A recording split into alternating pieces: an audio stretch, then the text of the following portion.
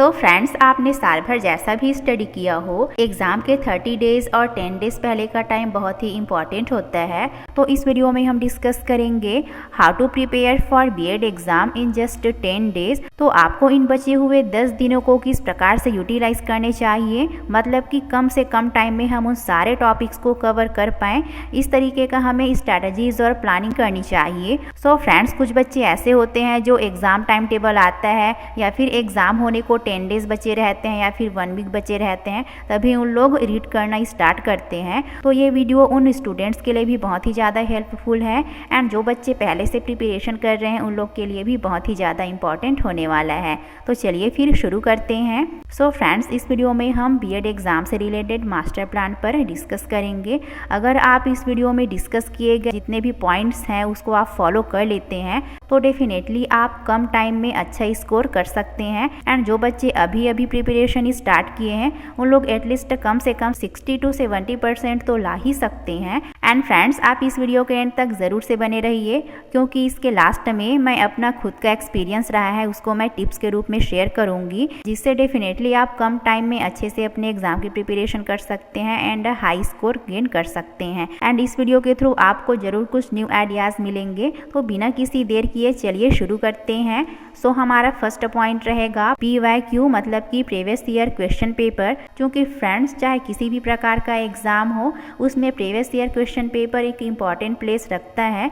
मतलब कि उन सारे एग्जाम्स में प्रीवियस ईयर क्वेश्चन पेपर हमारे लिए एक बेस का काम करता है। सो होपफुली कि आप लोग के पास कम से कम 3 या फिर 2 ईयर्स के क्वेश्चन पेपर होंगे। क्योंकि फ्रेंड्स, हमारे पास प्रीवियस ईयर क्वेश्चन पेपर होने से हमें इसके बहुत सारे बेनिफिट्स मिलते हैं, जिसके एक बेनिफिट में ये कि हमें उस क्वेश्चन के नेचर के बारे में पता चल जाता है। मतलब कि उस एक क्वेश्चन को किस तरीके का बार बार घुमा फिरा कर पूछा जाता है, तो इन क्वेश्चन पूछने के तरीके के बारे में हमें पता चल जाते हैं, जिससे हमें स्टडी में हेल्प मिलता है। वहीं इसका सेकंड बेनिफिट ये होता है कि जिस यूनिट में क्वेश्चन को बार बार पूछा जाता है एंड कुछ यूनिट के क्वेश्चन ऐसे होते हैं जिससे रिलेटेड हर साल एग्जाम में कुछ न्यू क्वेश्चन पूछे जाते हैं। तो इस प्रकार से आपको रिपीटेड क्वेश्चन और ना रिपीटेड क्वेश्चन के बारे में पता चल जाता है, जिससे हमारी टाइम की बचत हो जाती है और हम कम टाइम में ही अपने प्रिपरेशन अच्छे से कर सकते हैं। And previous year question paper होने से जो कुछ भी इम्पॉर्टेंट टॉपिक्स होते हैं वो कवर हो जाते हैं। उस पर्टिकुलर टॉपिक्स या फिर चैप्टर्स के बारे में हमें नॉलेज हो जाता है। तो इस प्रकार से आपको एग्जाम से पहले प्रीवियस ईयर क्वेश्चन पेपर जरूर से लगाने ही चाहिए, मतलब कि उन्हें सॉल्व करने ही चाहिए। अब हमारा नेक्स्ट स्ट्रैटेजीज और प्लानिंग है सिलेबस। तो आपके पास यदि थोड़े ज़्यादा टाइम है तो आप सिलेबस को भी रीड कर सकते हैं। सो फ्रेंड्स, इस प्रकार से एग्ज़ाम टाइम में हमें लिमिटेड चीज़ों को पढ़ना चाहिए और उन्हें बार बार रिवाइज करना चाहिए। सो फ्रेंड्स, होपफुली कि आप सभी के पास अपने यूनिवर्सिटी के अकॉर्डिंग सिलेबस होंगे। नहीं है तो आप इंटरनेट से ज़रूर से सर्च कर लीजिए, आपको इजीली ही अवेलेबल हो जाएगा। सो इस प्रकार से हमारे पास सिलेबस होने से एक बेनिफिट हमें ये मिलता है कि उस पर्टिकुलर यूनिट में कितने सारे टॉपिक हैं उसके बारे में हमें पता चल जाता है। मतलब कि कुछ यूनिट ऐसे होते हैं जिसमें कम टॉपिक्स या फिर कम चैप्टर होते हैं, लेकिन वो हाई स्कोर करने वाले, मतलब कि हमें अधिक नंबर देने वाले होते हैं। एंड कुछ यूनिट ऐसे होते हैं जिसमें बहुत सारे चैप्टर या फिर टॉपिक्स रहते हैं और उसमें से बहुत ही कम नंबर के क्वेश्चन आते हैं आपके एग्ज़ाम में। एंड चूँकि हमारे पास अभी लिमिटेड टाइम है तो इस पर्सपेक्टिव से हमें छोटे यूनिट के उन टॉपिक्स या फिर चैप्टर को पहले रेडी कर लेने चाहिए, क्योंकि वो हमें हाई स्कोर देने वाले होते हैं। तो अगर हम इस प्रकार से अपने एग्ज़ाम की तैयारी करें तो हमें एक कॉन्फिडेंट बिल्डअप होता है। मतलब कि हमें ऐसा लगता है कि हमारे मैक्सिमम यूनिट या फिर टॉपिक्स या फिर चैप्टर कंप्लीट हो गए हैं करके, एंड हमारे पास कुछ ही चैप्टर या फिर टॉपिक बचे रहते हैं और इस प्रकार से हम उस बचे हुए टॉपिक को भी ईजिली ही कवर कर सकते हैं। क्योंकि फ्रेंड्स, इस टाइम हमें पॉजिटिव एटीट्यूड रखना बहुत ही ज़्यादा इंपॉर्टेंट हो जाता है, क्योंकि जब हमारा पॉजिटिव एटीट्यूड होता है तो हम कम टाइम में ही प्रोडक्टिव तरीके से वर्क करते हैं, जिसकी वजह से हम कम टाइम में ही मैक्सिमम टॉपिक को रेडी कर लेते हैं, कवर कर लेते हैं। एंड इसका एक बेनिफिट ये होता है कि जितने भी टॉपिक्स होते हैं वो हमारे सामने रहने से उसमें के जो भी इम्पॉर्टेंट पॉइंट्स या फिर इम्पॉर्टेंट क्वेश्चन होते हैं उसको हम ईजिली ही फाइंड कर सकते हैं। मतलब कि उन टॉपिक्स को हम पहले भी previous year question paper paper में देखे रहते हैं तो हमें लगता है कि हाँ मैंने इसे पढ़ा है करके, मतलब कि इस टॉपिक से प्रीवियस ईयर में क्वेश्चन पूछे गए हैं करके, तो इससे हम में एक कॉन्फिडेंट बिल्डअप होता है। एंड कई बार ऐसा होता है फ्रेंड्स कि कुछ यूनिट या फिर टॉपिक से हर साल क्वेश्चन पूछे ही जाते हैं, मतलब कि क्वेश्चन आपका फिक्स्ड रहता है। तो ऐसे टॉपिक को रेडी करके हम इजिली ही मैक्सिमम मार्क्स गेन कर सकते हैं। एंड कुछ यूनिट के टॉपिक्स या फिर कुछ चैप्टर ऐसे होते हैं जिनके एग्जाम में आने के बहुत ही कम चांसेस रहते हैं, तो ऐसे चैप्टर या फिर ऐसे टॉपिक को हमें थोड़े अवॉइड करने चाहिए। एंड अगर आपको लगता है कि हाँ मैं इसको भी कवर कर लूँगी या फिर कर लूँगा करके, तो आप डेफिनेटली इस चैप्टर को भी अच्छे से वाइडली स्टडी कर सकते हैं। सो होपफुली कि आपको यहाँ तक से अच्छे से समझ में आ गए होंगे। अब नेक्स्ट पॉइंट है time management and time distribution पर सब्जेक्ट। सो फ्रेंड्स, यहाँ पर मैं आपको सजेस्ट करूँगी कि आप पहले से जो कुछ भी टाइम मैनेजमेंट को फॉलो कर रहे हैं उसके जगह पे आपको न्यू टाइम मैनेजमेंट करके चलने चाहिए।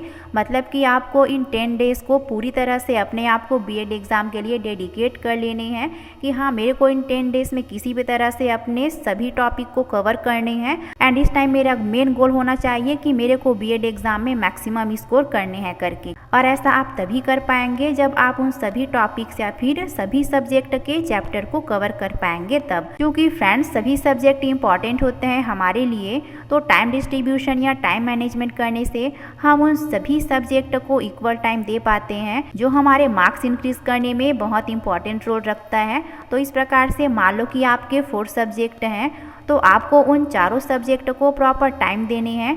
मतलब जैसे कि आप पहले उस सब्जेक्ट को रेडी करें जिसके एग्ज़ाम बाद में होना है, एंड उस सब्जेक्ट को बाद में रेडी करें जिसका एग्ज़ाम पहले होना है। तो इस प्रकार से पहले के पढ़े हुए सब्जेक्ट को आपको बीच बीच में रिवाइज भी करते रहना है। मतलब कि एग्ज़ाम टाइम में हमें जब ज़्यादा गैप मिलता है तो उस गैप में हम अदर सब्जेक्ट को थोड़े बहुत रिवाइज कर सकते हैं। तो इस प्रकार से आपको प्रॉपर टाइम मैनेजमेंट को फॉलो करने हैं।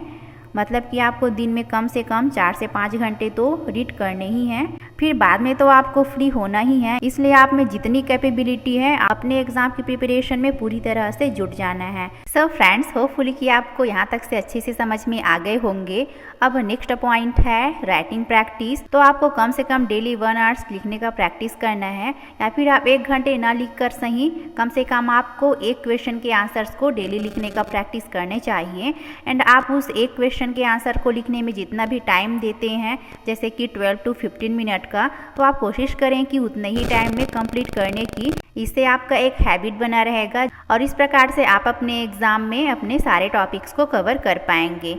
सो फ्रेंड्स, इस प्रकार से राइटिंग प्रैक्टिस करने से हमारा राइटिंग स्पीड इंक्रीज होता है। एंड इसके साथ ही साथ आपको अभी से डिसाइड कर लेने हैं कि आपको एग्जाम में कौन से क्वेश्चन को पहले बनाने हैं, एंड एक क्वेश्चन को सॉल्व करने के लिए आप कितना टाइम देते हैं। इन सारी चीज़ों को आपको प्लानिंग कर लेनी है। सो इस प्रकार से अभी तक से हम इस वीडियो में डिस्कस किए प्रीवियस ईयर क्वेश्चन पेपर के बारे में, जिससे हमें क्वेश्चन के नेचर के बारे में पता चल जाता है। जो कुछ भी इंपॉर्टेंट पॉइंट, जो कुछ भी इंपॉर्टेंट क्वेश्चन होते हैं उसको हम इजीली ही फाइंड कर सकते हैं और इस प्रकार से हम कम टाइम में अच्छे से प्रिपरेशन कर सकते हैं। वही नेक्स्ट पॉइंट हमने देखे सिलेबस के बारे में, जिसका बेनिफिट हमें ये मिलता है कि जो कुछ भी टॉपिक होते हैं उसमें से हम इंपॉर्टेंट टॉपिक्स को एंड जो भी अननेसेसरी टॉपिक होते हैं उसको हम फाइंड कर लेते हैं, और इस प्रकार से जो कुछ भी इंपॉर्टेंट टॉपिक्स या फिर चैप्टर होते हैं उसको हम कवर कर लेते हैं। क्योंकि यहाँ पर 80-20 प्रिंसिपल्स फॉलो होता है। मतलब कि सिलेबस के 20% कंटेंट ऐसे होते हैं जो हाई स्कोर करने वाला होता है, वही 80% कंटेंट ऐसे होते हैं जिससे बहुत ही कम मार्क्स के क्वेश्चन पूछे जाते हैं आपके एग्जाम में। तो उसको हमने डिस्कस करा। एंड नेक्स्ट पॉइंट हमने टाइम मैनेजमेंट को लेकर डिस्कस किए कि आपको प्रॉपर टाइम मैनेजमेंट को फॉलो करने हैं, जो कि आपके बीएड एग्जाम में बहुत ही ज़्यादा इंपॉर्टेंट रोल रखता है। और इस प्रकार से आपको सभी सब्जेक्ट को प्रॉपर टाइम देने हैं, इक्वल टाइम देने हैं, एंड आपको लिखने का भी डेली प्रैक्टिस करने ही है। अब हम नेक्स्ट पॉइंट में डिस्कस करेंगे। मेरा खुद का एक्सपीरियंस रहा है, उसे मैं आप लोग से शेयर करना चाहूँगी। जैसे कि कि मैं कोई भी चैप्टर को रीड करती थी तो उसको मैं याद करने के बाद लिख कर देखती थी एंड इस प्रकार से जो कुछ भी इम्पोर्टेंट पॉइंट्स होते थे उन्हीं बस को मैं लिखती थी, ना कि पूरे चीज़ों को।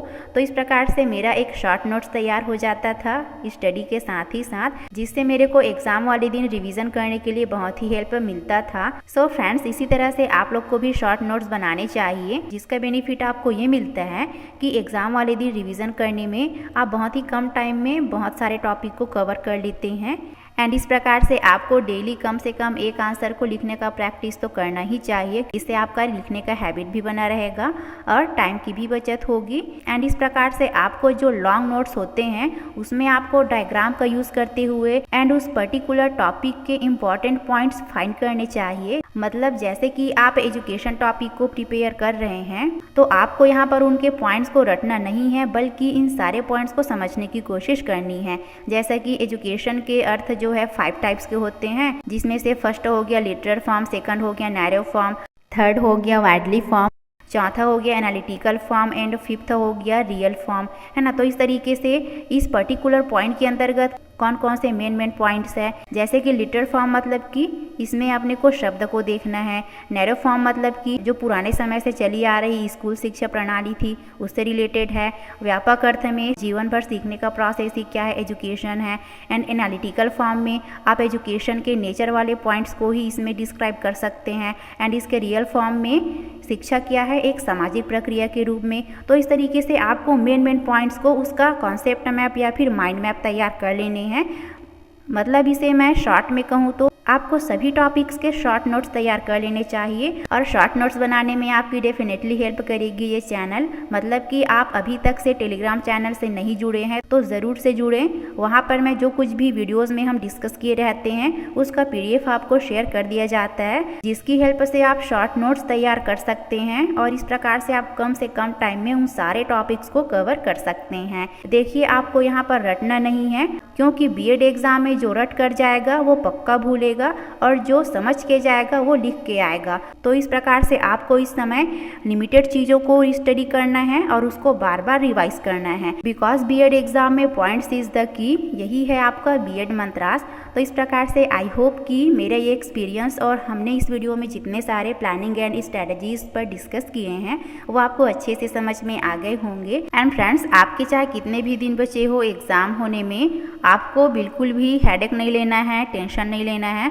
बल्कि आपको काम माइंड के साथ लिमिटेड टॉपिक्स या फिर लिमिटेड चीज़ों को ही स्टडी करना है और उसको बार बार रिवाइज करने हैं एंड टाइम डिस्ट्रीब्यूशन कर लेने हैं पर्टिकुलर सब्जेक्ट के लिए। सो इस प्रकार से अगर आपके कोई भी डाउट हो तो ज़रूर से कमेंट कर सकते हैं या फिर आप इंस्टाग्राम में भी मैसेज कर सकते हैं। Thanks for watching.